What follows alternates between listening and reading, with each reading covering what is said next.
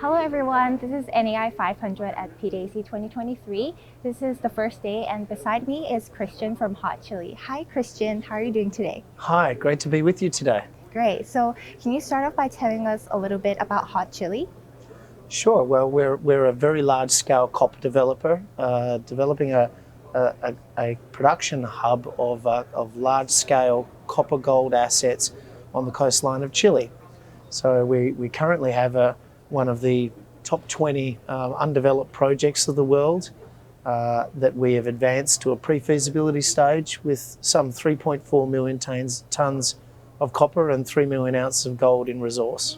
I see. So why do you choose Chile as the location for gold copper exploration? Are there any geopolitical risks there?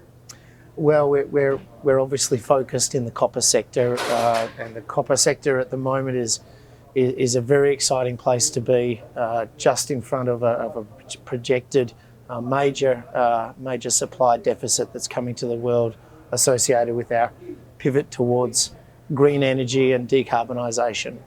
So we went to Chile because Chile is the largest producer of copper in the world. Some 25 to 30% of the world's copper comes from there.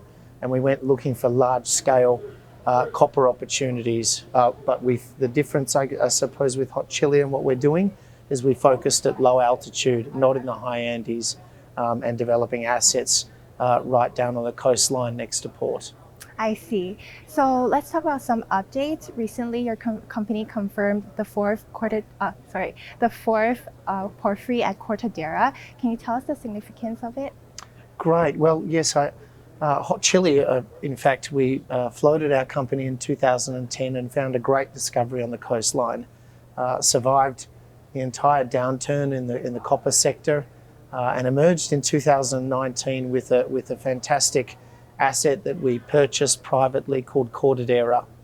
And that private porphyry discovery has quadrupled our resource base and is a 600 million tonne porphyry asset from surface that we're going to be exploiting via open pit.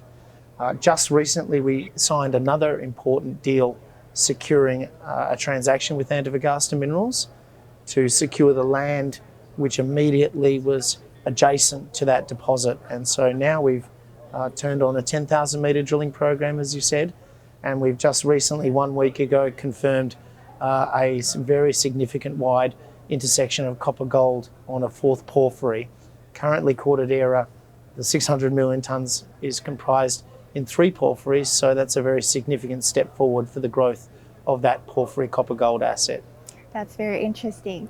So from your opinion, as you said, the world supply deficit situation is still ongoing. Do you think copper will be in a bull run by the end of this year? Yes, I think copper is in a very exciting place.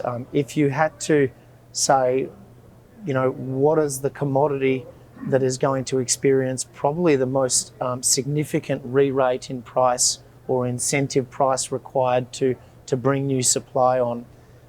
Copper is showing the same qualities that iron ore showed in the early 2000s, and indeed what lithium showed in 2016-17 before both of those commodity prices multiplied by 10.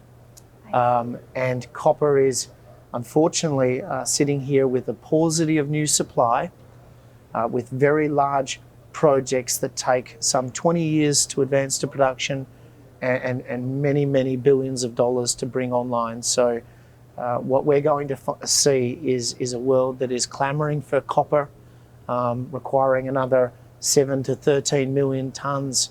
So that's roughly a 50% increase in the supply required in the world, but really with very few options for large-scale developments that can bring that new supply. So and it's an exciting time for us. Interesting. So can you tell us who are your major shareholders? Well, just over a year ago, we had an investment, a strategic and significant investment by Glencore, one of the world's largest mining companies and certainly one of the largest copper producers in the world. So they have a 9.9% position in Hot Chili. Also, Rick Rule and the Sprott Group have some 10% in the company, as well as our founding group with around 8% of the company. So a very good grouping of large shareholders in the company. I see. So Christian, my last question for you is, why should people invest in Hot Chili? I think we're a very, very undervalued company. We dual listed onto the TSX a year ago. We found ourselves in a very, very familiar set of circumstances. Large-scale copper developers, there are not many in the Australian market. The Australian market does many things very well, but the North American market values senior copper development plays.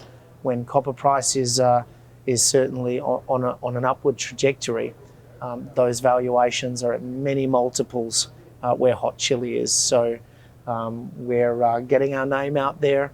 We have one of the top 10 undeveloped projects as measured by S&P in the world outside of the major grouping, and we're trading at about 10 cents in the dollar compared to our North American peers with one of the largest scale copper resources in the Americas. Fantastic. So that's it for today. Thank you so much for being here with me. Great, thank you. Thank you.